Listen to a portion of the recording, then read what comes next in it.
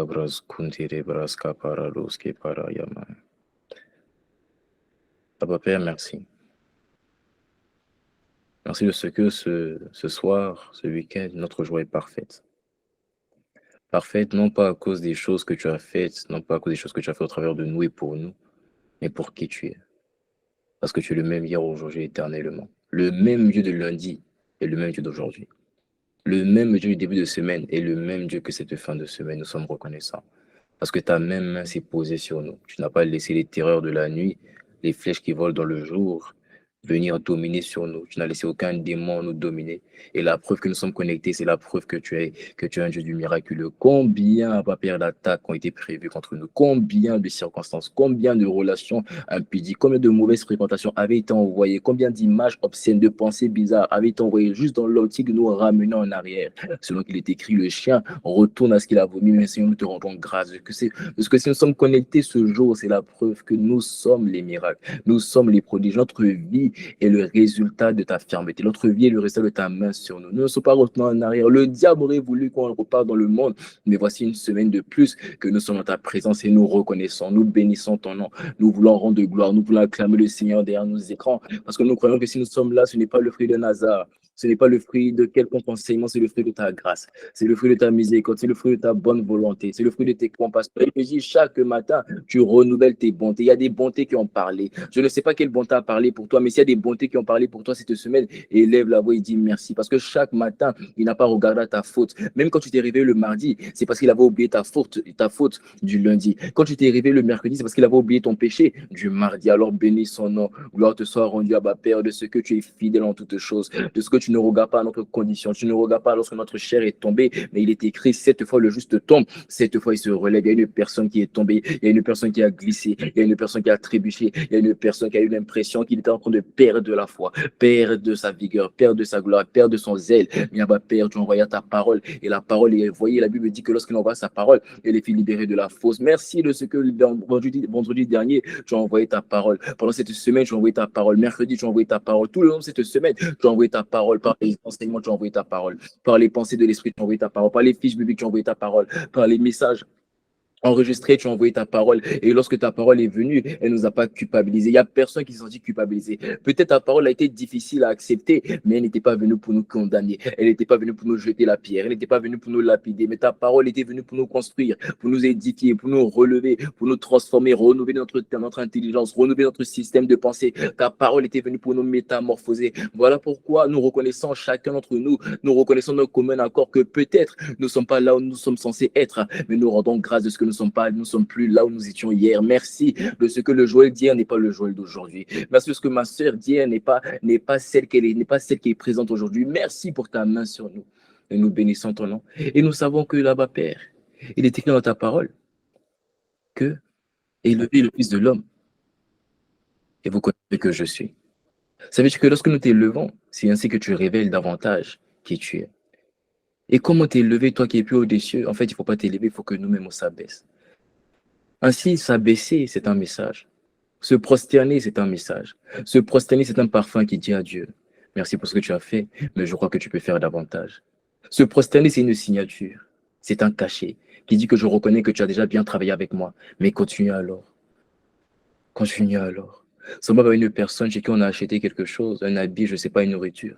Et tellement la personne nous a donné un bon service, on repart là-bas. On se soumet encore à ce que la personne désire. C'est ainsi, lorsque tu as travaillé avec toi, il faut te prosterner. Lui, c'est meilleur de dire, continue, ne t'arrête pas en si bon chemin. Merci pour ce que tu as fait, mais continue. Allons encore, allons en eau profonde, allons encore, ça sera ton pied, mon. Ipratas para, élève la voix, pares, keparuska. Dis-lui, parle à Dieu, dis-lui, je veux continuer avec toi. Merci pour ce que tu as fait, mais c'est pas fini. Je sais qu'il y a encore plus. Il y a encore plus de ton amour, il y a encore plus de ta créativité, il y a encore plus de ta sagesse, il y a encore plus de ton intelligence. Parle-lui, il va entendre ta voix. Dis-lui, il y a encore plus. Je sais qu'il y a encore plus de ton caractère, il y a encore plus de ton tempérament, moi, il y a encore plus de ta personnalité. Et pratos, et prakataskita, pratisko prada, et prete karamas kupreketos prada hash, qui prede, et proscopara. Prosterné. Adore Yahweh, prosterné adorons, prosterner, se prosterner, adorons, c'est une attitude, Yahweh. Y a-t-il quelqu'un qui veut fléchir les genoux de son cœur? Proster, ça veut dire remplis-moi, adorons, ça veut dire sature-moi, Yahweh, ça veut dire je me soumets, je m'abandonne, je me livre à ce prosterné, tu es l'amour de ma vie, adorons le désir de mon cœur, Yahweh. Est-ce que quelqu'un veut chanter ce chant d'abandon à Dieu? Prosterné, chante-le pour toi, adorons, chante-le pour toi, Yahweh. Tu es en train de parler à l'amour de ta vie, chante comme un amour. Prosterné, me voici devant toi, adorons, mes yeux sont sur toi, Yahweh. Tu es le plus important, tu es la réponse aux problèmes de l'humanité. Prosterné, tu es ma forme, adore, le seul capable de me remplir, Yahweh. Y a-t-il quelqu'un, les yeux fixés vers Yahweh, le cœur ouvert vers Yahweh pour dire prosterné, ce soir nous prenons, adorons, nous prenons du temps, Yahweh, nous ne voulons pas nous précipiter, nous voulons dresser une tente ici, prosterné dans l'adoration, adorons, tu es le plus important, Yahweh, tu es mon commencement et tu es ma fin, tu es tout pour moi, prosterné, je me confie, adore, je mets ma confiance en toi, Yahweh, Yahweh, Yahweh, Yahweh, Yahweh, Yahweh, Yahweh, Yahweh, tu as reçu le nom, Yahweh, au-dessus de tous les noms, Yahweh, afin que à la mention de ce nom, tout genou fléchit dans les cieux, sur la terre, sous la terre, Yahweh, et que toute langue confesse, Yahweh, que tu es Seigneur à la gloire de Dieu, Yahweh, un seul nom a été donné aux hommes par lequel ils doivent être sauvés. Yahweh, ce nom n'est pas Bouddha, non, non, non. Yahweh, ce nom n'est pas Confucius. Yahweh, ce nom n'est pas Gandhi. Ce nom n'est pas Mahomet. Ce nom, c'est Jésus le Christ. Yahweh. Ce n'est pas un mythe, Yahweh, c'est le témoignage de ma vie. Yahweh, ce n'est pas un simple chant, c'est le témoignage d'un témoin qui dit de tout son Yahweh. Tu as reçu le nom Yahweh, Yahweh. Merci pour ce nom Yahweh. Yahweh, par ce nom, je peux marcher sur les serpents, les scorpions, la puissance de l'ennemi. Yahweh, ce nom a dépouillé les autorités. Yahweh les a livrés en spectacle. Yahweh, par ce nom, je suis mis à part, je suis mis au large dans la gloire de Dieu. Yahweh, qui me fera la guerre. Yahweh, je suis désormais intouchable. Yahweh, aucune présence, aucun autre esprit ne posera sa main sur moi si ce n'est Yahweh, je suis divinement réquisitionné. Yahweh, je suis divinement protégé. Yahweh, par ce nom, dans ce nom, et gardez la puissance de Dieu. Yahweh, à ce nom est associé. Yahweh, une multitude de témoignages. sages. Yahweh, le commande des pécheurs d'hier sont devenus des adorateurs aujourd'hui. Yahweh, honneur, louange et gloire à toi. Yahweh, sagesse, force et action de grâce. Yahweh, domination, autorité, principauté, prédominance, primauté sur les trônes de nos cœurs. Yahweh, à toi soit la louange. Yahweh, à toi soit la gloire. Yahweh.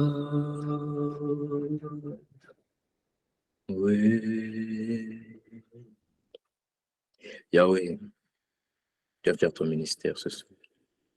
Parce que ta parole vient et construit. Et elle ne vient pas culpabiliser, elle vient relever quelqu'un. Que ta parole vienne relever quelqu'un. Que ta parole vienne motiver quelqu'un. Que ta parole vienne transformer quelqu'un. Que ta parole vienne affirmer quelqu'un. Que ta parole vienne perfectionner quelqu'un. Que ta parole vienne éprouver quelqu'un. Que ta parole vienne émonder quelqu'un. Que ta parole vienne restaurer quelqu'un. Que ta parole vienne encourager quelqu'un. Que ta parole vienne détruire les mauvais raisonnements et vienne renverser tout ce qui n'était pas de toi et vienne bâtir le cœur de Dieu en nous. Merci parce que ce moment, c'est toi. Viens inspirer les paroles et inspirer les pensées. Garde-nous concentrés et fasse l'homme apparaître. Au nom de Jésus. Amen. Amen. Gloire à Dieu. Mets un bon amen en commentaire pour Jésus-Christ. Un bon amen en commentaire pour Jésus-Christ. Alors, je vais t'inviter. On est une trentaine. Je vais t'inviter à inviter 12 personnes. J'avais entendu, hein? 12 personnes. Donc, invite 12 personnes. Invite 12 personnes, pas 11, pas 13, 12. Donc, on est 30. Imagine nous autres, on invite 12 personnes. Tu vois comment les vies seront transformées. Soit le canal par lequel des âmes seront gagnées. La semaine dernière, des âmes ont été gagnées. Il y a des personnes qui avaient invité témoins de personnes. Et quand j'ai pris les nouvelles des âmes, on m'a dit, ah, c'est elle qui m'a invité. Peut-être plus de 5 âmes. Donc, tu vois la personne, le canal par lequel 5 personnes sont venues à Christ. Oh, je ne sais pas qui ont envoyé 5 personnes à Christ ce soir-là. À quoi le temps, il y aura la fête dans le ciel. Aïe, aïe, aïe. À condition que tu invites. Est-ce que tu veux être le DJ du ciel? On dit, mais qui met la musique là? On dit, c'est pas la musique qui a mis. Il y a une personne qui a invité quelqu'un. C'est ça qui a mis la musique. Alléluia. Donc, invite quelqu'un. Invite quelqu'un et mets ta caméra si possible. Si possible, ça veut dire que tu as l'opportunité. Si c'est pas possible, ça veut dire que tu peux pas. Mais il y a d'autres, tu peux. Et tu sais que tu peux. Donc voilà, mets ta caméra. Et inviter les 12 personnes afin que Dieu nous fasse du bien ce soir. Et assurément, il nous fera du bien. Amen. Oh, quelqu'un dit avec moi Amen. Quelqu'un dit avec moi Amen en commentaire. Alléluia. Merci Saint-Esprit. Oh, merci Saint-Esprit. Alors, j'aimerais bénir le nom du Seigneur pour ce message qu'on a eu la semaine dernière. À vrai dire, moi, j'étais choqué. Choqué parce que, pour moi, j'ai réécouté le message. Mais quand je vois les commentaires, quand je vois les témoignages, quand je vois les personnes qui m'ont dit le message m'a fait du bien, je dis, oh, mais le message, il paraissait simple. Mais quand le message vient du cœur de Dieu, même ce qui est simple, je me dis, waouh, ça m'a parlé. Et quand je vois ça, ben, je suis rempli d'audace, je suis rempli d'assurance, je suis rempli d'encouragement parce que ça veut dire que lorsque la parole vient du cœur de Dieu, tu n'as pas besoin de beaucoup de rhéma. Dans la simplicité, il construit les vies. Pour ça, souvent, quand je vois les enseignements, les gens parlent des anges. Je dis, bon, c'est bien, c'est bien, c'est bien. Parler des anges, je dis, ah bon, en tout cas, que Dieu nous fasse grâce. Quelqu'un dit Amen avec moi? Que Dieu nous fasse grâce. Alors, bienvenue encore à notre rendez-vous des consacrés. Alors, si tu es là, ça veut dire que tu es un consacré. Tu es une consacrée. Tu es une. C'était quoi déjà? C'était Agiazo. Tu es une personne qui a été mise à part. Tu as été mise à part pour Dieu. Ça veut dire que tu es disponible. C'est-à-dire quand on te regarde spirituellement, on voit une personne qui est éloignée. On dit, mais elle fait quoi là-bas tout seul? On dit, non, elle est là, elle attend juste que Dieu l'utilise. Waouh! On dit, elle là, ne la touchez pas, il y a une main sur elle. On dit, lui, ne le touchez pas, il est à part, mais c'est pour un but. Lorsque Dieu te met à part, c'est toujours pour un but. Dieu ne met jamais à part une personne pour la mettre à part. Ça serait l'égarer, ça serait l'éloigner. Quand Dieu te met à part, c'est parce qu'il veut t'utiliser. Il veut te voir. Il veut sentir que tu es disponible. Il veut sentir que tu es disposé. Et toi, tu es une personne qui est consacrée. Voilà pourquoi tu as consacré du temps. Vous savez comment on sait si on est consacré? Qu'est-ce que tu consacres? Le consacré consacre toujours des choses. Oh, quelqu'un n'a pas mis Amen, n'a pas compris. Le consacré consacre toujours des choses. C'est comme ça qu'on sait si on est consacré ou pas. Un consacré à Dieu va consacrer du temps à Dieu. Un consacré à Dieu va consacrer ses heures de sommeil à Dieu. Un consacré à Dieu va consacrer sa vie à Dieu. Ses habitudes, ce qu'il écoute, ce qu'il regarde. C'est ça un consacré. Un consacré consacre. Double consécration. Et qu'avec moi? Alléluia. Alors nous sommes au rendez-vous des consacrés dans ce séminaire, dans ce séminaire. Oh, j'ai cru que j'étais en opération rédemption. Dans, dans ce message, dans cette série de messages qui nous parle de comment se consacrer à Dieu. Et c'est une série de messages vraiment qui nous fait du bien. Je t'avoue que cette semaine, pour la petite histoire, vraiment, parce qu'on a fini de parler de l'identité, mais je pensais qu'on avait fini, je pensais qu'on allait passer à autre chose. Donc ce matin, hier, toute la semaine, j'étais là, je dis Seigneur, on va où? Il a eu compassion, il m'a parlé aujourd'hui, mais vraiment, j'étais là, je dis Seigneur, on va où? Parce que là, on a fini de parler de l'identité, là, on va parler de quoi? Il m'a dit, on n'a pas fini de parler de l'identité, donc on va parler de l'identité encore. Alléluia. Le titre de mon message, c'est Connaître mon identité pour être un témoin efficace. Aïe, aïe, aïe, aïe. Ça va s'afficher. Connaître mon identité pour être un témoin efficace. Ça va s'afficher. Connaître mon identité pour être un témoin efficace. Connaître mon identité pour être un témoin efficace. Ça, c'est le titre de ce message. Connaître mon identité pour être un témoin efficace. Amen. Toi et moi, nous devons connaître notre identité. Nous devons connaître notre identité parce que nous sommes dans une saison où il est indispensable pour nous de connaître notre identité. Le titre n'a pas été affiché. Nous sommes dans une saison où c'est indispensable pour nous de connaître notre identité. Quelqu'un avec moi? Dans cette saison dans laquelle nous sommes, tu ne peux pas ne pas connaître ton identité. Dieu a annoncé il a annoncé sur le mois de juin, lorsqu'on a eu la traversée, il a annoncé le mois du réveil, n'est-ce pas? Il a annoncé le mois du réveil. Mais au-delà du mois de réveil, il a annoncé cette saison. Sachez, pour ceux qui ne sont pas au Together, qui viennent d'arriver pour la première fois, qui sont là, et ceux qui sont là, qui ne se renseignent pas là. Parce que l'année 2023, c'est l'année de l'abondance. Ça veut dire que Dieu a annoncé l'abondance, micro. Dieu a annoncé l'abondance. Dieu a annoncé que ta vie ne peut pas rester là où elle est. Dieu a annoncé que de ta petite taille spirituelle, tu vas grossir spirituellement, tu vas devenir costaud spirituellement, tu vas connaître ce qu'on appelle l'abondance spirituelle. Alors, tu vois, cette abondance spirituelle, l'année, c'est l'année de l'abondance, mais dans l'année de l'abondance, il y a différentes saisons. Voilà pourquoi dans chaque année Chronos, il y a différentes saisons qu'on appelle Kairos. Voilà pourquoi l'ange, lorsqu'il a parlé à Abraham, je fais une petite parenthèse, c'est pas prévu, c'est pas dans mon message, lorsque l'ange a parlé à Abraham, je reviendrai l'année prochaine au temps fixé. Je reviendrai l'année prochaine à la même période. Ça veut dire, dans une année, il y a ce qu'on appelle des périodes, ce qu'on appelle des saisons. Dans une année, il y a des périodes. Dans une année, il y a des saisons. Et cette saison de l'année, Dieu a annoncé à Oden Together comme une année de débordement. Ta joie va déborder. Oh non, c'est pas ta joie va déborder, c'est tu vas déborder de joie. Tu vas déborder de patience, tu vas déborder de paix, tu vas déborder de santé, tu vas déborder de créativité, d'intelligence, tu vas déborder d'onction pour aller détruire les œuvres du diable, car il est écrit, le Fils de l'homme a apparu pour détruire les œuvres du diable. Est-ce que tu es fils de Dieu? Alors tu as apparu pour détruire les œuvres du diable.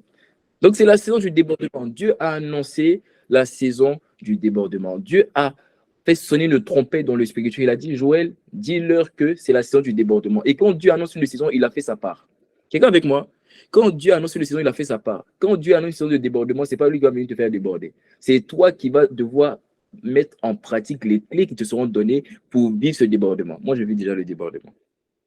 Moi, je vis le débordement de joie, le débordement d'onction, des choses que j'ai jamais cru que j'aurais fait à cet âge-là, je le fais. C'est ça la saison du débordement. Quand Dieu a annoncé, il envoie sa parole, le reste, ça ne le concerne plus. Tout le reste, ça doit venir de toi. C'est toi qui dois jouer un rôle. C'est toi qui dois manifester la parole qui a été envoyée. Je te vois cette saison manifester le débordement. Oh, ça localise la personne qui met un commentaire. Je te vois manifester la saison du débordement. Dieu a annoncé un mois de réveil. Il a annoncé une saison de débordement. Et à chaque fois que Dieu annonce une saison de réveil, à chaque fois que Dieu annonce une saison pareille, une saison du débordement, une saison du réveil, à chaque fois que Dieu annonce une saison où les gens seront transformés, à chaque fois que Dieu annonce ça, il va faire sortir, en fait, il fait sortir de l'ombre une catégorie de chrétiens qu'on n'appelle pas chrétiens, on appelle les... À chaque fois que Dieu annonce un réveil, à chaque fois qu'il annonce une saison de débordement, il fait sortir une catégorie de chrétiens qu'on n'appelle pas chrétiens, qu'on appelle témoins. Cette saison, Dieu veut faire sortir les témoins. Dieu en a marre que les témoins soient cachés, car il est écrit la création attend avec un ardent désir la révélation des fils de Dieu. Dieu a décidé de faire sortir une catégorie de chrétiens, une catégorie, un reste qu'on appelle des témoins. À chaque fois que Dieu annonce un réveil, à chaque fois qu'il annonce une saison de débordement, il fait sortir pas les chrétiens. Pas les chrétiens, pas des simples chrétiens. Il fait sortir les témoins. Les témoins sont des personnes qui, par leur témoignage, quand un témoin a un témoignage, les témoins sont des personnes qui, par leur témoignage, par leur expérience avec Dieu, amen, par leur expérience avec Dieu, par leur marche avec Dieu, glorifient le Père qui est dans les cieux et qui amène les hommes à se tourner vers Jésus. Un témoin par sa vie, par son expérience, par sa marche avec Dieu, première des choses, glorifie le Père qui est dans les cieux, et deuxième des choses, amène les âmes et les vies à se tourner vers Jésus. Ce n'est pas le contraire. C'est d'abord le Père qui est glorifié et Jésus qui est accepté. Pourquoi? Parce que Jésus a dit que votre lumière luise ainsi devant les hommes qui voient vos bonnes œuvres et qui glorifient votre Père qui est dans les cieux. Laissez-moi vous faire une petite parenthèse. Écoutez-moi bien. C'est beaucoup ça, c'est quelque chose que j'ai compris. L'Esprit m'a expliqué il y a quelques semaines. Il m'a dit c'est ce qui traumatise souvent les jeunes chrétiens. Ils ont l'impression qu'ils ont échoué leur mission. Il a dit que votre lumière luise ainsi devant les hommes qui voient vos bonnes œuvres et qui glorifie votre Père qui est dans les cieux. Et il m'a dit la première des missions qu'il a données aux chrétiens, c'est que les chrétiens amènent les hommes à voir Dieu. Lorsque Jésus est venu, il a dit que celui qui m'a vu a vu le Père. Son but, c'était que les hommes voient le Père. Son but, c'est pas que les hommes le reçoivent. Oh, son but, c'était que les gens voient le Père, c'était pas que les hommes le reçoivent. Voilà pourquoi, voilà pourquoi pendant les noces de Cana, lorsque sa mère Marie est venue, lui a dit, elle a appelé les gens pour qu'ils fassent le miracle. Elle a dit, écoutez-le, faites ce qu'il vous dira. Il a dit, mon temps n'est pas encore arrivé. Vous savez pourquoi? Parce que le miracle qu'il s'apprêtait à faire n'avait aucun rapport pour glorifier le Père. Ça devait le glorifier lui. Son but, c'est qu'il glorifie le Père. Son but, c'est qu'il amène les regards à se tourner sur le Père. Alors, nous, chrétiens, notre premier but, c'est d'amener les regards à se tourner sur le Père. Et comme le Père, personne ne l'a vu, si ce n'est le Fils, et que le Fils est l'image de Dieu invisible, ainsi, quand tu vois le Père ramène les caméras sur Jésus. C'est comme ça que Jésus a accepté après que le Père ait été glorifié. Quelqu'un avec moi? Alléluia. Alors, les témoins sont des personnes qui, par leur témoignage, par leur expérience, glorifient le Père. Il manifeste des bonnes œuvres qui glorifient le Père et qui amènent les vies à se tourner vers Jésus. C'est-à-dire qu'on te voit, on dit vraiment, si c'est tout ça, ce Jésus-là, moi, je le veux. C'est ce que ta vie va manifester. Quand tu vas passer au quartier, chez toi, à la maison, dans ta famille, à l'école, qu'on va te voir, on dit, mais on dit, je veux ton Jésus. On dit, pourquoi tu l'as vu? On dit, non, je ne l'ai pas vu. Mais c'est comme si, en fait, la personne qui est assise là-bas, elle ressemble plus à Jésus. Je me rappelle une fois, une personne m'a dit une fois, à la période de mon baptême, une personne m'a regardé, elle a regardé les photos de mon baptême, elle a dit, j'ai dit, je te vois, tu ressembles à Jésus. J'ai dit, oh, tu ressembles à Jésus. Ce n'est pas physique, c'est spirituel. Quelqu'un avec moi? C'est l'atmosphère que tu dégages. Est-ce que ton visage est rayonnant de gloire? Si c'est ton visage est rayonnant de gloire, lorsqu'on te verra, on verra Jésus. Quand on te verra, on verra Jésus. C'est ça un témoin. C'est ce qu'un témoin est appelé à faire. Quelqu'un comprend ce que je suis en train d'expliquer? Les témoins sont des personnes qui vivent une vie de consacrée à Dieu en réalité. Car parce que les témoins sont des instruments entre les mains de Dieu. Les témoins sont des personnes que Dieu a mises à part afin de les utiliser, afin de parler au travers d'eux. Les témoins sont des personnes qui sont des bouches pour Dieu, qui sont des yeux pour Dieu, qui sont des oreilles pour Dieu. C'est ça les témoins. C'est ça les témoins. Et c'est ce que Dieu a fait de toi. C'est ce que Dieu a fait de toi. Quelqu'un dit Amen, tu n'as pas mis Amen, tu n'as pas compris. Je dis c'est ce que Dieu a fait de toi. C'est ce que Dieu a fait de toi. Chaque témoin est un instrument entre les mains de Dieu. Alors il faut savoir maintenant une chose, c'est que chaque chrétien est appelé à être un témoin. Tous les chrétiens ne sont pas témoins, mais chaque chrétien est appelé à être un témoin. Quelqu'un avec moi? Chaque chrétien est appelé à être un témoin. C'est-à-dire que c'est le mandat que... Être témoin, c'est un mandat. Être témoin, c'est un appel. Être témoin, c'est pas seulement un statut, non, c'est un mandat. C'est-à-dire, en fait, tu as des choses à accomplir en tant que témoin. Quelqu'un avec moi? Un président lui donnerait un mandat présidentiel. Amen. Un chrétien, il a ce qu'on appelle un mandat de témoin. Donc, chaque chrétien est appelé à être un témoin. Et c'est en fait le témoin, c'est le mandat que Jésus nous a confié avant d'aller au ciel le jour de l'ascension. Quelqu'un avec moi? Avant d'aller au ciel le jour de l'ascension. Il est écrit dans Acte 1 au verset 8. Et le verset va s'afficher. Acte 1 au verset 8. Rapidement le verset, please. Acte 1 et 8. Je vous montre rapidement ce qui est écrit dans la parole de Dieu. Acte 1 au verset 8. Il est écrit, mais vous recevrez une puissance. Amen. Le Saint-Esprit survenant sur vous et vous serez mes témoins. Là, Jésus est en train de parler le jour même où il s'apprête à monter au ciel. Et avant de monter au ciel, il leur donne comme mission. Regarde-moi le verset. Il leur donne comme mission. Il leur donne comme un mandat. Il dit, vous serez mes témoins. Jésus a donné 2 mandats à l'homme avant de partir au ciel. Vous savez ça? Il a donné 2 mandats. Il a dit, vous serez mes témoins. Mais en fait, c'est un mandat. Parce que dans vous serez mes témoins, il y a un mandat plus. En fait, il y a un mandat qui est dans un autre mandat. Il a dit, vous serez mes témoins. Et deuxième des choses, il a dit, allez faire de toutes les nations les disciples. Mais en soi, allez faire de toutes les nations les disciples, en fait, c'est un mandat qui est inclus dans le mandat de témoin. Quelqu'un avec moi? Donc, il dit, vous serez mes témoins. Il a donné un mandat. Il dit, vous serez mes témoins. Jésus t'appelle, toi et moi, à être des témoins. Il dit, vous serez mes témoins à Jérusalem, en Judée, dans la Samarie, jusqu'aux extrémités de la terre. Mais la question qu'il faut se poser, c'est que pourquoi tous les chrétiens ne manifestent pas leur mandat de témoin? Je te dis, mandat, c'est pas témoin, c'est pas seulement s'appeler témoin. Je vais te prouver comment on sait si un chrétien est témoin ou pas. Je vais te prouver. Il y a une personne qui va dire, mais si c'est ça, Seigneur, je ne suis pas témoin, ne t'inquiète pas. Sa parole ne vient pas pour te condamner, elle vient pour t'amener, pour te donner du zèle, afin que tu deviennes ce témoin en question. Alléluia. Tous les chrétiens ne manifestent malheureusement pas leur mandat de témoin. Alors, comment savoir si un chrétien est rentré dans son mandat de témoin ou pas? Allons directement dans Hébreux 2 au verset 4. Alléluia. Regardez ce que la Bible dit dans Hébreux 2 au verset 4. La Bible dit, Dieu appuyant leur témoignage. Hmm. Dieu appuyant leur témoignage par des signes, par des prodiges et divers miracles, et par les dons du Saint-Esprit distribués selon sa volonté. Comment on sait si un chrétien est devenu témoin? C'est lorsque sa vie est appuyée par des miracles, par des signes, par des prodiges. Est-ce que la Bible dit? Parce qu'un témoin donne un témoignage. Et il dit Dieu appuie leur témoignage. Autrement dit, Dieu appuie leur appel de témoin. Comment? Par des signes. Dieu prouve. En fait, c'est-à-dire que, tu sais, tu peux t'appeler témoin. Il n'y a pas de problème. Appelle-toi témoin si tu veux. Va mettre sur Instagram quand tu mets ce que tu vas mettre sur ton Instagram. Témoin de Christ. Va. Mais c'est Dieu qui atteste qu'une personne est témoin ou pas. Et comment Dieu atteste qu'un chrétien est devenu témoin, c'est lorsque il fait quoi? Il accompagne cette personne par des signes, par des prodiges, par des miracles. Tant que tu n'es pas accompagné par des signes, par des prodiges, par des miracles, Dieu n'a pas attesté à ton sujet que tu es témoin. Autrement dit, ton mandat de témoin ne sert à rien, malheureusement. C'est Dieu qui doit attester, c'est pas un homme. C'est Dieu qui atteste de ton mandat de témoin. Et pour faire ça, il t'accompagne par des signes, il t'accompagne par des prodiges, il t'accompagne par des miracles. Mais je dirais en réalité, un témoin est lui-même le prodige. Il est lui-même le signe, il est lui-même le miracle. C'est ça un témoin. Alors, c'est quoi les miracles? Parce qu'on se pose souvent la question, c'est quoi la différence entre un miracle, un prodige et un signe? Et je vais vous expliquer. Le miracle, c'est toutes les choses surnaturelles. Amen. Donc, c'est guérir les malades, chasser les démons, ça, c'est des choses surnaturelles. OK? Appeler à l'existence des choses qui n'existaient pas. Déclarer et ça se manifeste. Ça, c'est des miracles. C'est des choses surnaturelles, tu vois? Parle à la pluie s'arrête. Ça, c'est un miracle. Tu pries pour un malade, tu pries pour un paralytique qui se lève, il marche. Tu veux pour une personne qui ne voyait pas, il se lève, il marche. Ça, c'est ce qu'on appelle les miracles. Quelqu'un avec moi? C'est ce qu'on appelle les miracles. Maintenant, il y a ce qu'on appelle les prodiges. C'est là seulement qu'on ne comprend pas bien. On comprend pas la différence. Il y a une différence entre prodige et miracle. Miracle, c'est tout ce qui est surnaturel. Mais prodige, ce n'est pas forcément ce qui est surnaturel. Amen. Quelqu'un avec moi? Miracle, c'est ce qui est surnaturel. Mais prodige, c'est quoi? C'est une chose naturelle qui se manifeste de manière surnaturelle. Donne-moi l'amen. On parle souvent d'un enfant prodigieux, n'est-ce pas? Tu vois, à l'école, lorsqu'un enfant a sauté 2 classes, on dit quoi? On dit que c'est un enfant prodigieux. Mais qu'est-ce qu'il a fait? Il a fait le surnaturel.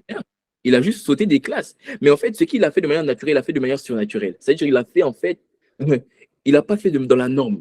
C'est ça qu'on appelle un prodige. On parle de jeune prodige. Tu vois, c'est une personne, en fait, qui est différente. C'est-à-dire, elle fait quelque chose de naturel, mais d'une manière surnaturelle. Donc, miracle, ce sont des choses surnaturelles. Mais prodiges sont des choses naturelles faites de manière surnaturelle. Oh, tu es un prodige. Tu es un prodige. Un prodige à 20 ans fait des choses que les gens à 50 ans n'ont pas fait. Un prodige à 20 ans fait des choses que les gens à 60 ans n'ont pas fait. Ah, All in Together, il n'y a que des prodiges. All in Together est déjà un prodige. C'est quand je parle avec des personnes, ils me disent, mais comment s'organiser et tout, comment tu gères et tout. Les gens ils sont étonnés, ils se disent, mais ça vient d'où? Mais il n'est pas jeune. C'est un prodige. On ne peut pas expliquer les prodiges. Ce sont des choses naturelles qui se font de manière surnaturelle. Et c'est ce que ta destinée va dire. C'est ça. Ah oui, un prodige, c'est une chose naturelle qui se fait de manière surnaturelle. Et il y a ce qu'on appelle des signes ou encore des signalisations. Lorsqu'on parle de signes, on parle de panneaux publicitaires, on parle de panneaux de code de la route. Amen. Quand tu vois par exemple un panneau de virage dangereux à droite, qu'est-ce que ça annonce? Ça annonce un virage, n'est-ce pas? Un signe, lorsque Dieu dit il a pu leur témoignage par un signe, ça veut dire en fait que Dieu annonce, en fait, quand tu arrives quelque part, une personne qui manifeste des signes, c'est qu'en fait, par ta vie, par tes œuvres, on sait que Dieu est là. Et avec moi, quand tu vois un panneau virage à droite, tu sais qu'il y a un virage. Mais en fait, quand tu manifestes les signes par ta vie, en fait, on reconnaît que Dieu est là. C'est ça les signes. C'est-à-dire tu dis quelque chose. Par exemple, il y a eu des fois où l'Esprit m'a convaincu d'appeler une personne. Tu vois, tu appelles une personne et puis la personne te dit, mais j'attendais un appel venant de Dieu. Tu vois, j'attendais un message, j'attendais une parole. Et tu as été en fait cette parole. Quelqu'un avec moi, c'est ça qu'on appelle des signes. Où tu parles à une personne dans la rue et la personne commence à te dire, mais à l'instant même, je pensais à ça. Que ce matin, j'ai demandé à Dieu ça. Et en fait, c'est ça les signes. C'est-à-dire, tu as venu, oh, je t'entends le parler, c'est pas juste en train d'enseigner, je t'entends le prophéter sur la vie de quelqu'un. C'est-à-dire, tu as venu annonce que Dieu est là. Ta venue annonce que Dieu est avec toi. C'est ça un signe. Tu y es le signe. Alors Dieu dit, un témoin, c'est une personne qui est accompagnée par des miracles, par des signes et par des prodiges. Voici les œuvres qui accompagnent notre mandat de témoin. C'est ça les œuvres qui accompagnent notre mandat de témoin. Alors, normalement, vu que Jésus nous appelle tous à être des témoins et pas des chrétiens, nous sommes censés manifester des miracles, des signes et des prodiges. Mais c'est là où ça devient intéressant. Dieu m'a dit, pour accomplir ces œuvres-là, tu vas devoir, c'est bon pour le verset, il m'a dit pour accomplir ces œuvres-là, tu vas devoir, en fait, les accomplir avec une capacité particulière. Quelqu'un avec moi? Parce qu'en fait, les œuvres que Dieu t'appelle à manifester, tu dois les manifester, mais pas avec ta propre capacité. Mais tu dois les manifester avec la capacité de celui qui t'appelle à les manifester. Quelqu'un avec moi? Quelqu'un avec moi? Je vais expliquer. Ne vous inquiétez pas. Ne vous inquiétez pas. Alléluia. Quelqu'un avec moi? Ok. Ok. Je répète. Je répète. Ok. Un témoin est accompagné par des miracles, par des signes et par des prodiges. Et c'est ce qui en fait combine, c'est ce qui constitue en fait son mandat de témoin. Amen. Cependant, pour accomplir ces miracles, ces signes et ces prodiges, il lui faut une capacité particulière pour les accomplir, qu'on appelle l'autorité ou l'onction. Tu choisis. Amen. Je vais t'expliquer. Pour manifester des œuvres de témoin, tu as besoin de ce qu'on appelle l'autorité ou l'onction. L'autorité ou l'onction. Mais pas n'importe quelle autorité. Pas n'importe quelle onction. Tu as besoin de l'autorité, de l'onction de la personne qui t'envoie à être un témoin. Quelqu'un avec moi? Tu as besoin de l'autorité, de l'onction de la personne qui t'appelle à être un témoin.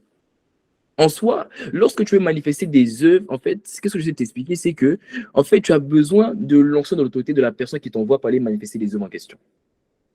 C'est avec l'autorité et l'onction de la personne qui t'envoie que tu vas manifester les œuvres que la personne te demande de faire. Quelqu'un comprend ce que je vais d'expliquer? Je vais vous prouver. Allons directement dans Luc 20, du verset 1 à 2. Luc 20, du verset 1 à 2. Luc 20, du verset 1 à 2, le verset va s'afficher rapidement. Il est écrit dans la parole de Dieu, il est écrit le verset, regardez, là il me dit, un de ces jours-là, le verset rapidement là.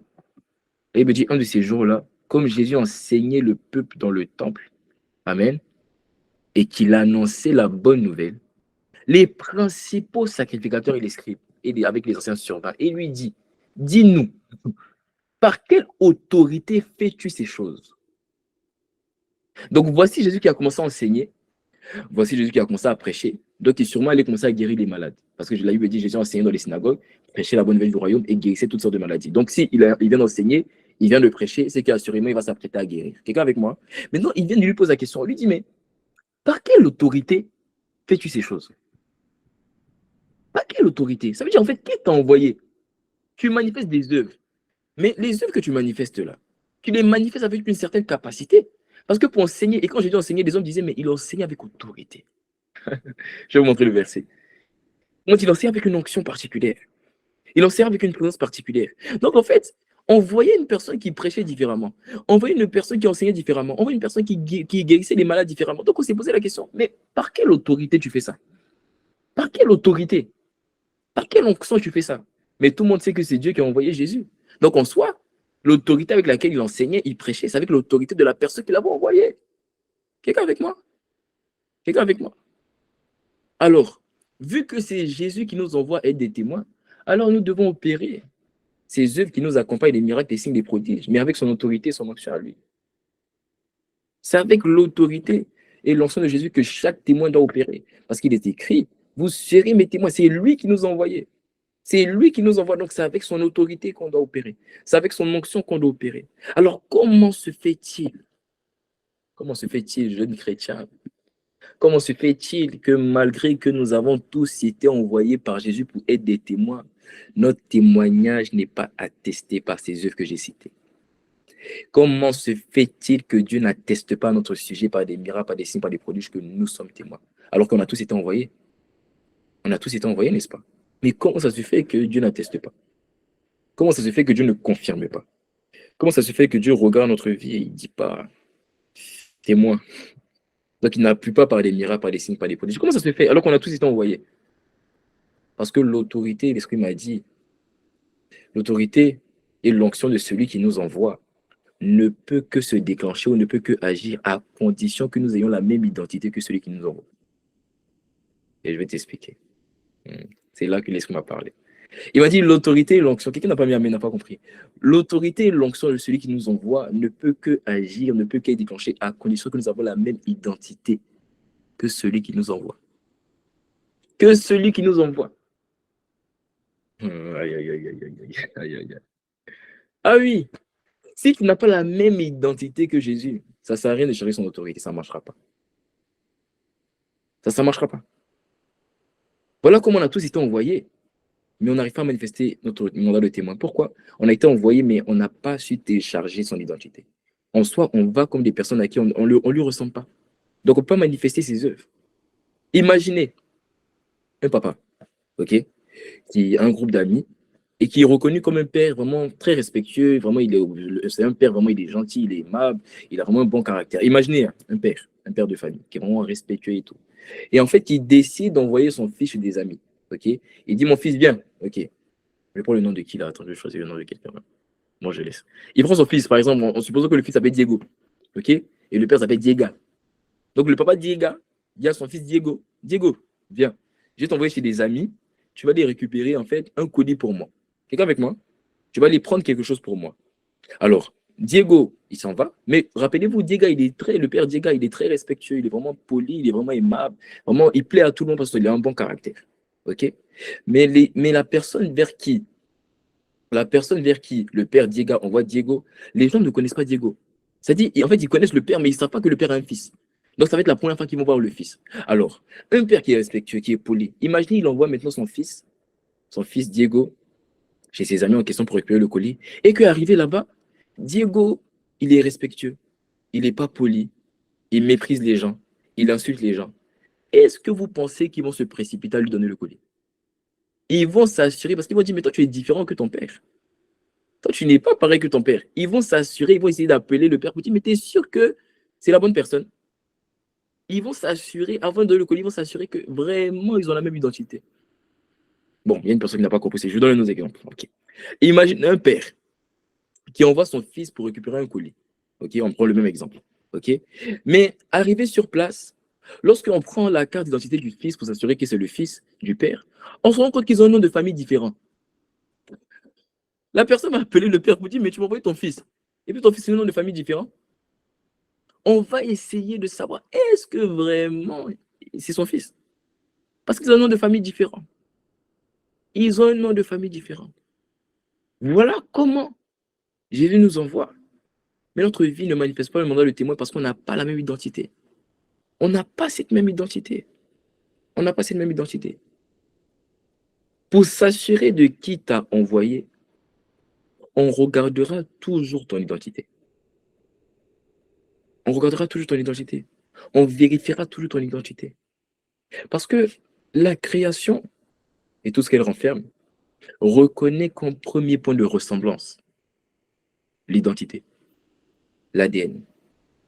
Ce n'est pas les œuvres. C'est pas les œuvres. La preuve que c'est pas les œuvres, je prends un exemple. La preuve que c'est pas les œuvres. Quand tu avais 1 an, tu savais même pas marcher, tu savais rien faire, mais on savait que tu étais la fille et le fils de ton père. L'ADN, premier signe de ressemblance. Le premier signe de ressemblance que la création reconnaît, c'est l'identité. C'est pas d'abord les œuvres. Tu peux agir comme ton père. Tu peux agir comme ton père spirituel. Si tu n'as pas l'identité, tu n'as pas le cœur, tu n'as pas l'ADN, la création ne te reconnaît pas. La création ne te reconnaît pas. C'est ce que les prophètes de Élie n'avaient pas compris. Certains prophètes se sont arrêtés à Bethel. C'est-à-dire quand Élie savait ouvrir le ciel. Bethel qui symbolise la capacité à ouvrir le ciel, la dimension de la prière, de l'onction. Donc eux tous, ils voulaient le manteau de Élie, mais il y a parmi les fils de Élie, les prophètes, il y a certains qui se sont arrêtés à Bethel. Ça veut dire en fait, eux, ils voulaient juste prier comme Élie. Il voulait ouvrir le ciel comme Élie. Il y a d'autres qui ont continué avec Élie à Gilgal. Gilgal, c'est le cœur. Donc eux, ils ont aspiré au cœur. Mais on ne prend pas seulement le cœur. On ne prend pas seulement le cœur. Amen. Il y a d'autres qui ont aspiré, il y a d'autres qui sont arrivés à Jéricho, c'est-à-dire la capacité, ça c'est les murailles. Ok. Donc c'est comment ils gèrent les circonstances, comment ils gèrent les problèmes. Donc il y a certains qui sont arrêtés là. Mais Élisée, le ceux qui l'a suivi, Gilgal, Bethel, Jéricho, Jourdain. Pourquoi? Parce qu'en fait, il n'était pas seulement en train de télécharger sa manière de prier.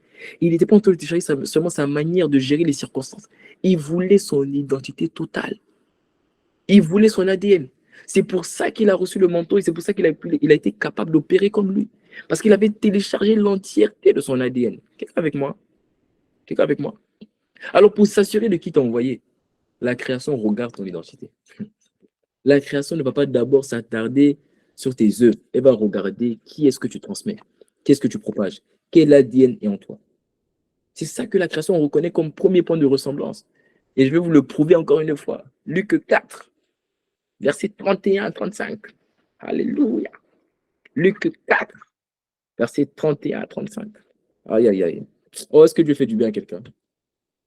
Pendant que la parole est envoyée, s'il y a une personne qui était malade, reçoit ta guérison. Tu peux tester des mouvements que tu n'arrivais pas à faire, à tester des douleurs dans ton corps. Tu verras que la guérison et la douleur a totalement dégagé. La parole a été envoyée. Amen. Luc 4, verset 31 à 35. Rapidement le verset, s'il vous plaît. Rapidement le verset. Regardez, je vais vous le prouver. My points. Il est écrit, parlant de Jésus. La Bible dit, il est écrit, parlant de Jésus. Il descendit à Capernaum, ville de la Galilée. Il enseignait le jour du Shabbat. On était frappé de sa doctrine, car il parlait avec autorité. Aïe, on est revenu sur l'autorité. Ça veut dire qu'il parlait accompagné avec celui qui l'avait envoyé. Maintenant, regardez, il dit, il se trouva dans la synagogue un homme qui avait un esprit de démon impur et qui s'écria d'une voix forte. Ah, qu'y a-t-il entre nous et toi, Jésus de Nazareth? Tu es venu pour nous perdre. Je sais qui tu es. Oh, mais la question qui tu es, c'est une question d'identité. Et le démon dit à Jésus, je sais qui tu es. Mais Jésus n'a même pas encore prié pour les malades. Il n'a même pas encore chassé les guérons, les démons. Il n'a même pas encore commencé à manifester des miracles, des signes, des prodiges, que le démon reconnaît déjà quelqu'un. Au point où on lui dit ton nom, il dit, je sais qui tu es. Ça veut dire, je sais qui t'a envoyé. Ah, quelqu'un n'a pas compris. Il n'a pas encore manifesté des œuvres. Il est juste en train de parler. Mais son identité se dégage de lui. C'est comme ça que toi aussi, quand tu dois arriver quelque part sans même parler, c'est comme si les gens, leur cœur bouillonne en eux-mêmes. Ils disent, ah, Dieu est passé, Dieu est là, Dieu est quelque part ici. C'est ce que ta vie doit manifester. Sans trop parler, sans trop d'efforts. Il est arrivé. Là, il me dit, car il parlait avec autorité. Souvent, on comprend mal ce passage, ce que je vous explique. C'est le mot autorité, je pense que c'est le mot, si je ne me trompe pas, c'est exousia. Ça veut dire, en fait, il parlait, accompagné par quelque chose. Il parlait pas avec haute voix. Non, non, c'est pas ça. Il parlait accompagné. Jésus était doux, hein. Jésus, je ne sais pas, il criait, mais je ne pense pas qu'il criait tout le temps. Il parlait avec douceur. En fait, il parlait avec autorité. C'est-à-dire, en fait, il parlait conscient qu'il était accompagné. Il parlait seulement. Là, il ne dit pas ce qu'il expliquait. Là, il dit, il enseignait. Qu'est-ce qu'il enseignait, on ne sait pas. Mais le démon a commencé à se manifester. Qu'y a-t-il entre... Sois calme, j'ai encore rien dit. Mais mon identité qui se dégage de moi amène le démon à reconnaître que, ah, en fait, il n'est pas seul. Il est accompagné. Personne ne comprend ce que je suis en train d'expliquer. C'est comme ça que la création, je le répète, la création reconnaît l'identité. La création ne reconnaît pas d'abord les œuvres. La création reconnaît l'identité qui se cache de toi. Voilà pourquoi il n'a pas dit tu es venu, il n'a pas dit je sais ce que tu fais, il dit je sais qui tu es. Je sais qui tu es. Lorsque les fils de Sheva ont voulu chasser les démons, on leur a dit, les démons ont répondu, on dit, Jésus on connaît. Paul, on sait qui il est. On n'a pas dit on sait ce qu'il fait. On n'a pas dit Jésus, on connaît ce qu'il fait. On dit on le connaît, on connaît sa personne. C'est l'identité que les gens reconnaissent. Quelqu'un comprend ce que je suis en train d'expliquer? Quelqu'un avec moi? Alléluia. Jésus n'avait pas encore parlé, mais juste l'identité qui se dégageait de lui annonçait les œuvres qui allaient arriver. Tu sais, quand tu es conscient de ton identité, tu arrives quelque part, en fait, ta présence annonce des choses qui vont arriver. On sait que s'il y a un malade dans le lieu, il va guérir. On sait que si une personne est oppressée, affligée, à cause de ta présence et de la construire ton identité, ça va changer. Ton identité annonce. Voilà pourquoi tu dois être construire ton identité. Vous savez, Jésus il a dit, celui qui m'a vu a vu le Père. Vous savez pourquoi il a dit ça? Parce qu'il savait qu'il avait la même identité que le Père. Il savait qu'il avait la même identité que le Père. Donc il pouvait dire que celui qui m'a vu a vu le Père. En soi, celui qui voit mon identité verra celle du Père. Il verra celle du Père. Il dit, celui qui m'a vu a vu le Père. Et parce que c'était vraiment le cas, il ne mentait pas. Ça lui permettait de refléter les œuvres du Père. Jésus avait tellement la même identité que le Père qui l'avait envoyé, qu'il était capable de manifester les œuvres du Père. Au point où les hommes attestaient, selon qu'il est écrit dans Jean 3 au verset 2, regardez, dans Jean 3 au verset 2, au point où les hommes, dont le docteur de la loi Nicodème, lui qui enseignait tout Israël, la Bible dit que Nicodème est venu vers lui. Il vint, lui, auprès de Jésus, de nuit, et lui dit, Rabbi, tu as vu? Donc le docteur de la loi, Rabbi, ça veut dire Seigneur. Amen, c'est un signe de révérence. Donc le docteur de la loi appelle Jésus Seigneur. Lui qui enseigne la loi, qui enseigne à tout le peuple d'Israël, lui, il appelle Jésus Seigneur. Et il lui dit quoi? Il lui dit, Rabbi, nous savons que tu es un docteur venu de Dieu. Oh, comment tu sais que je suis venu de Dieu? Car personne ne peut faire ces miracles que tu fais. Oh, donc Dieu avait attesté. Mais pourquoi tu avais attesté? Parce que Jésus avait l'identité de celui qui l'avait envoyé. Jésus avait l'identité de celui qui l'avait envoyé. Alors Dieu m'a dit une chose. Il m'a dit, les corps malades, les démons, il m'a dit, les circonstances seront attentifs à notre voix, à ce qu'on leur dit, non pas à cause de notre mandat de témoin, mais parce que nous avons la même identité de celui qui nous a envoyés. Alors quand tu veux prier pour un malade, le malade ne va pas guérir parce que tu es un témoin. Le démon ne va pas être chassé parce que tu t'appelles être un témoin. Le démon, le malade sera chassé, le malade sera guéri, le démon sera chassé parce que la maladie va reconnaître dans ta voix l'identité de celui qui t'a envoyé. Le démon va reconnaître dans ta voix l'identité de celui qui t'a envoyé.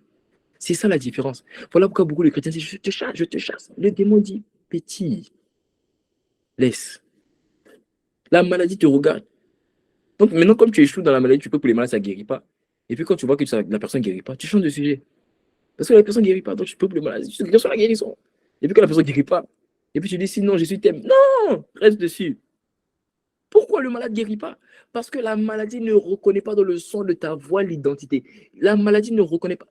La maladie ne reconnaît pas. Elle ne sera pas chassée parce qu'on t'a envoyé. Elle sera chassée parce que tu as été envoyé conscient de ton identité. Ah, c'était fort ça. Oh là là. Ah oui, les circonstances vont reconnaître la voix de Dieu en toi parce que tu as la même identité que Dieu. Vous parlez à la création ne vous obéit pas. Parce que tu n'as pas l'identité de Dieu. Tel il est, tel je suis. Si j'ai son ADN, mais la création va reconnaître l'ADN de Dieu en moi. C'est quand je parle à la création, je dis, hey, la pluie, tu te stops, je n'ai pas fini d'évangéliser, donc tu te calmes. Moi, j'ai trop de témoignages comme ça. Une nombre de fois, Dieu m'a dit, tu parles à la pluie, tu dis à la pluie, tu t'arrêtes. J'ai parlé à la pluie. Et mon petit frère est là. Quand il lui demandait, on avait fait ça pendant un moment de prière. Il m'a dit, il pleuvait. Ça l'empêchait, ça bouillait un peu son réseau, il ne pouvait pas vraiment suivre la réunion de prière. Et il m'a dit, parle. On a parlé. Il a pu s'arrêter. Il est même là. Il est là. La création est attentive, pas à ton onction. La création est attentive à la construction de l'identité de celui qui t'a envoyé. Aïe, aïe, aïe. Aïe, aïe, aïe. Avoir la même identité que Jésus, c'est être en Jésus. Déjà terrible. Amen.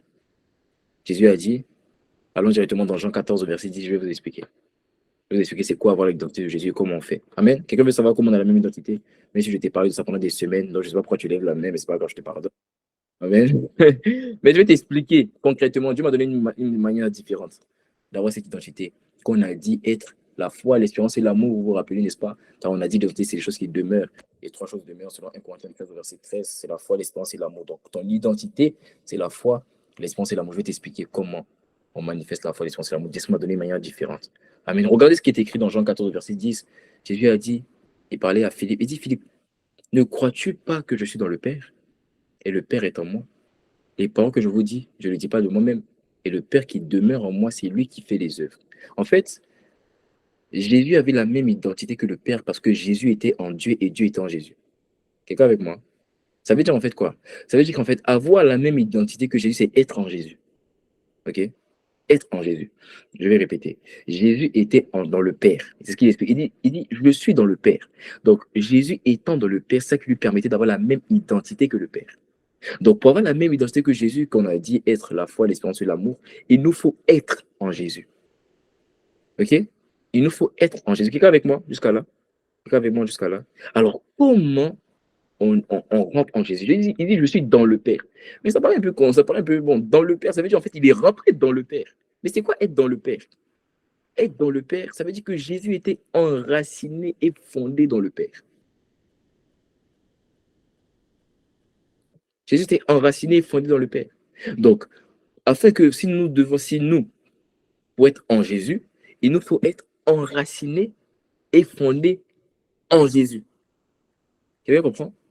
Il nous faut être enraciné et fondé en Jésus. Alors, comment on est enraciné et fondé en Jésus? Je vais vous expliquer. Je vous ai dit que le enraciné et fondé, c'est deux choses différentes. Être enraciné en quelque chose, je t'ai déjà expliqué, être enraciné en quelque chose, en fait, c'est tirer ses racines d'eux. C'est-à-dire, en fait, chacune des actions que tu poses trouve leur source, en fait, dans ce en quoi tu es enraciné. Et on a dit que l'identité, c'est la foi, l'espérance et l'amour. Donc, être enraciné dans la foi, l'espérance et l'amour, ça veut dire, en fait, que toutes les actions que tu poses trouvent leur source. Amen. Trouvent leur source de la foi, de l'amour et de l'espérance. C'est-à-dire, en fait, tout ce que tu vas poser comme action découle, en fait, ça vient de l'amour qui est en toi. Ça vient de la foi qui est en toi. Ça vient de l'espérance qui est en toi. Amen. C'est ça qu'on appelle être enraciné dans son identité. C'est-à-dire, en fait, tout ce que tu fais comme action tire sa source, trouve ses racines d'eux. Amen. Il y a ce qu'on appelle fonder. Jésus a dit celui qui a bâti sa maison sur le roc. Autrement dit, celui qui a fondé sa maison sur le roc. Lorsque la pluie vient, lorsque les torrents viennent, lorsque, lorsque le vent vient, la maison n'est pas ébranlée. Alors que lorsqu'il parle de la pluie, le torrent et le vent, il parle de différentes saisons de la vie. Donc, être fondé, en fait, en quelque chose, c'est-à-dire, en fait, quelles que soient les saisons de ma vie, je vais demeurer ferme dans cette chose. Être fondé dans son identité, c'est que, quelles que soient les saisons de ma vie, je vais continuer à manifester la foi. Je vais continuer à manifester l'amour. Je vais continuer à manifester l'espérance. Vous voyez, c'est ça qu'on appelle enraciner et fonder. Donc, enraciner, toutes mes actions tirent leur source de l'amour, l'espérance et la foi. Mais fondé dans mon identité, c'est que quelles que soient les saisons et les jours de ma vie, les circonstances, je vais demeurer un homme de foi, une personne remplie d'amour, une personne qui manifeste, qui croit en son espérance. OK? Enraciner et fonder. C'est ça, avoir la même identité. Il faut être enraciné. Être en Jésus, c'est être enraciné et fondé en lui. Amen. Alors, comment on fait pour être enraciné et fondé? Alors, laisse-moi parler, je n'avais jamais compris ça comme ça. Mais il m'a ouvert les yeux. C'est vrai, je vous ai déjà expliqué comment dire. C'est vrai, je vous ai déjà expliqué. C'est dans une semaine, on a beaucoup parlé de l'identité, comment s'enraciner et fonder. Mais il m'a parlé d'une manière différente. Il m'a dit, quand tu regardes enraciner et se fonder, quels sont les deux points en commun? Quel est le point en commun? Alors, moi, j'ai pas de réponse. Tu sais, quand tu te poses des questions, il faut dire, Seigneur, je ne sais pas. Même si tu sais, dis, je ne sais pas. Alors, il m'a dit quand on veut, comment ça s'appelle, planter une plante. Amen. Pour mettre les racines, qu'est-ce qu'on fait? On creuse, n'est-ce pas? On creuse. Quand on veut bâtir une maison et mettre un fondement, qu'est-ce qu'on fait? On creuse. Il m'a dit le point de commun entre enracinant quelque chose et se fondant quelque chose, c'est de creuser. Et je vais t'expliquer. Autrement dit, si tu veux t'enraciner et te fonder, tu devras creuser. Tu devras creuser. Tu devras creuser. Alors, ça veut dire quoi creuser concrètement? Creuser d'abord, lorsqu'on parle de creuser, on parle de profondeur.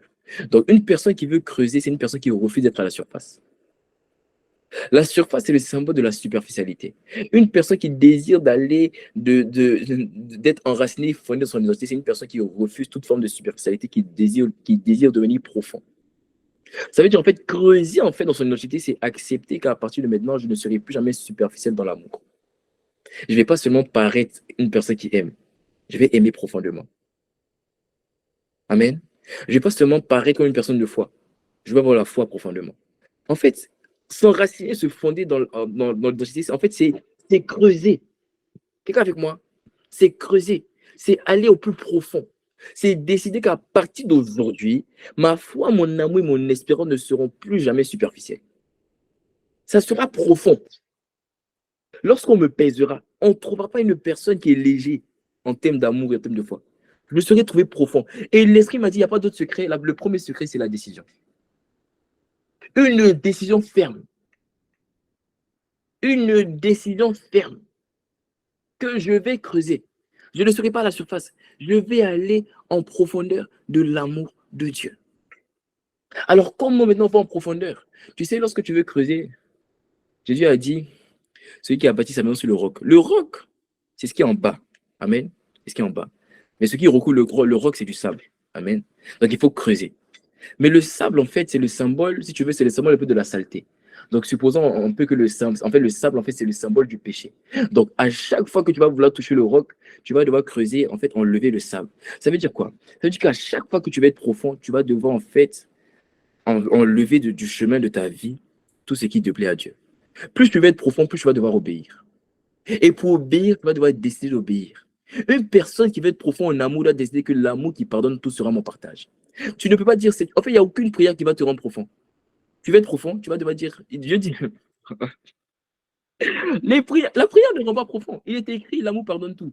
Tu veux être profond en amour, pardonne. Tu veux être profond en amour, espère, crois tout. Il n'y a pas de prière pour ça. Il n'y a pas de prière qui dit vraiment profond. Va aimer. Va aimer. Tu veux être profond en foi, va parler contre les montagnes. La Bible dit que par la foi, Dieu dépasse les montagnes par la foi, non? Va parler contre les montagnes. C'est comme ça qu'on devient profond dans la foi. On exerce sa foi. Moi, je dis souvent, la foi, c'est comme un feu. Ok? Ça a besoin, en fait, c'est comme de l'huile. Tant que c'est sous le feu, ça bouillonne. La foi, c'est ça la foi. Si tu veux que ta foi soit profonde, tu dois l'exercer. Tu dois parler contre des circonstances et tu dois croire. Il y a des fois, ça va échouer. Laisse-moi te dire, il y a des fois, ça va échouer. Le nombre de fois où j'ai prié pour les malades, ça a échoué. Il y en a plein. Mais aujourd'hui, de plus en plus, Dieu guérit les malades. Bon, je vais vous raconter une petite. Je l'ai déjà raconté, mais je vais raconter comme ça pour faire rire un peu quelqu'un. Alléluia. Moi, Dieu m'a brisé dans la question de foi. Dieu m'a trop brisé dans le domaine de la foi. Alors, il y a une fois, l'Esprit m'avait dit, il y a une fois, il s'agissait de la foi. Et une fois, l'Esprit m'avait convaincu, il m'a dit, va prier pour un malade. Alors, c'était un paralytique. Alors, tu sais, il y a paralytique, il y a paralytique. Tu sais, il y a les paralytiques, eux, ils boivent juste, voilà, c'est les fils d'entorse. Lui, c'était un monsieur, il était paralytique, vraiment. Ses pieds là, c'était vraiment. Ses pieds étaient en deux. Vraiment, ses pieds étaient comme ça. Non, non, non, mais Dieu m'avait dit, il m'a dit, va prier pour le monsieur. Il m'avait dit dès le matin. Amen. C'est pas comme si je passais devant la personne, Dieu m'a dit, prie. Il m'a dit le matin, dans le moment de prière, tu vois, quand tu es là, dans la présence de Dieu, les prataya. Merci Seigneur pour ta gloire, pour la présence. Et Dieu me dit dans cette présence, il me dit pas Seigneur, il me dit pas mon fils, je t'aime. Il me dit pas mon fils, tu seras. Il me dit, sors de chez toi, va dans telle ville, il y a tel paralytique, tu vas prier pour tel paralytique. Donc moi, convaincu que ça va marcher, je me lève et j'y vais. Alors j'arrive dans la ville. Ok, c'était en Côte d'Ivoire. Donc j'arrive, devant, j'avais des courses à faire. Parce que c'était une ville où je restais souvent. Ok, donc les gens me connaissaient plus ou moins parce que je faisais souvent des courses là-bas. Ok, donc je fais mes courses. Donc je viens de faire mes courses. Je marche en train de chercher le paralytique. Je dis, où il va marcher? Et maintenant je tombe sur le paralytique et je le vois. Mais comme je t'ai dit, c'est pas paralytique, hein. Lui, c'est double paralytique. C'est-à-dire, lui, là, ses pieds, là, vraiment. C'est-à-dire, vraiment, vraiment. Tu vois mes doigts. Donc, je le vois. Et l'esprit me dit, prie pour lui. Alors, donc je parle avec lui, je demande comment c'est passé, etc., etc. Et dès que je m'apprête à prier pour lui, parce que c'était un mendiant qui était là depuis des années, dès que je m'apprête à prier pour lui, il était dans une rue en fait, où il y avait généralement beaucoup de personnes. En plus, c'était à midi. Donc, les gens, c'était à midi, les gens avaient pris leur pause et tout. Dès que je prie pour lui, je mets à genoux, je prie pour lui. Il y a des dizaines de personnes qui sortent, qui me regardent, qui m'entourent. Donc, il y a tout le monde qui te regarde. Et comme vous connaissez les Ivoiriens, donc vous connaissez les Ivoiriens étaient en mode, il veut faire quoi? Ce petit-là, c'est quoi il veut faire? À midi, là où les gens ont faim, lui veut guérir les malades. Ok, regardons-le. Donc, il y a tout le monde qui me regardait. Donc, je suis là comme ça. Je dis, ah, Seigneur, tu m'as mis dans quoi? Ah, bon, Seigneur. Donc là, je suis là comme ça, je regarde. Dieu me dit, prie pour lui. Et je prie pour lui. Et quand je prie pour lui, je vois que son pied commence à se délier. Et tu vois, son pied commence à se délier, ça arrive à un niveau, et son pied se relie. Amen. Ça se relie. Donc, ça n'a pas marché. Donc, voici, ça n'a pas marché, mais le problème, c'est que tu es déjà à genoux. En fait, tu n'es pas à genoux, mais là, les gens, en fait, tu es devant les pieds. Toi, tu ne vois pas les regards des gens. Comment tu vas te lever et regarder? Donc, tu es devant les pieds là, tu sais pas, est-ce que le prochain va regarder les pieds? Mais les pieds ne veulent pas bouger. Donc, tu dois partir, mais tout le monde te regarde. Donc, je me suis levé, je me suis tourné, je vois les gens me regardent, je les regarde et j'ai commencé à chanter. Tu es bon et ton amour durera jamais. Et je suis parti. Alléluia. Et quand je suis parti, tu vois, je suis allé chanter, je chantais, je chantais, je chantais. Et Dieu m'a dit, il m'a dit, je t'ai cassé. Il m'a dit, je t'ai cassé. Mais il fallait que je te brise, afin que tu saches au jour où je vais guérir les malades, que c'est moi qui le fais. Aujourd'hui, ne serait-ce que depuis le mois dernier, jusqu'à aujourd'hui, début du mois dernier jusqu'à aujourd'hui, Dieu a fait marcher combien de personnes qui étaient paralysées, qui avaient des béquilles? Peut-être 6 ou 7. 6 ou 7 personnes. Avant-hier même, on était sortis à évangéliser. Dans la rue comme ça. En plein Paris. Un paralytique. On a paralysé ses béquilles. On filme pas. C'est des choses on n'aime pas filmer. Mais ceux qui étaient là, ça. Il y a des personnes qui ont filmé autour. Mais moi, je n'ai pas filmé. Dieu l'a fait marcher. La même personne qui a été brisée. Dieu est passé par la même foi de la même personne pour agir aujourd'hui. Pourquoi? Parce que la foi a besoin d'exercice. Et souvent, tu vas échouer. Mais souvent, tu vas réussir. Mais tant que tu vas persévérer, tu vas décider de ne pas être superficiel, mais d'aller en profondeur, de creuser, de creuser, de creuser, de creuser, de creuser. Tu vas devenir profond. Et quand tu deviens profond, là, tu as l'identité. Alors, quand il va dire maintenant, vous serez mes témoins, quand tu vas, parce que tel il est, tel tu es. Quand tu dis, hé, serpent, dégage, le serpent dit, hé, je pars. Parce que Dieu va, qu'est-ce que Dieu va faire? Dieu va appuyer ton témoignage par les miracles, par les signes, par les prodiges. Creuser, ce n'est pas une décision. Je décide qu'à partir de maintenant, je vais appliquer ce que je dois appliquer pour avoir l'amour. Je décide que je vais appliquer ce que je dois appliquer pour avoir la foi et l'espérance. Et quand tu fais ça, quand tu vas aller, quand tu vas manifester ton mandat de témoin, Dieu va appuyer ton témoignage par les miracles, par les signes, des prodiges. C'est comme ça que ta parole, une parole envoyée, et Dieu l'atteste. C'est là que la Bible dit qu'il accomplit ce que prédit ses envoyés. Vous dit que pendant que je prêchais, il y a des malades qui ont été guéris. Il y a des personnes qui sont là pour même lever la main. Tu avais des douleurs, tu as vu que la douleur a disparu. On n'a pas prié pour les malades, mais Dieu a attesté. Tu peux lever la main, Dieu a attesté. C'est ça, un témoin. C'est ce que ta vie sera. Au nom de Jésus-Christ. Aïe, aïe, aïe. Oh, au nom de Jésus-Christ. Amen.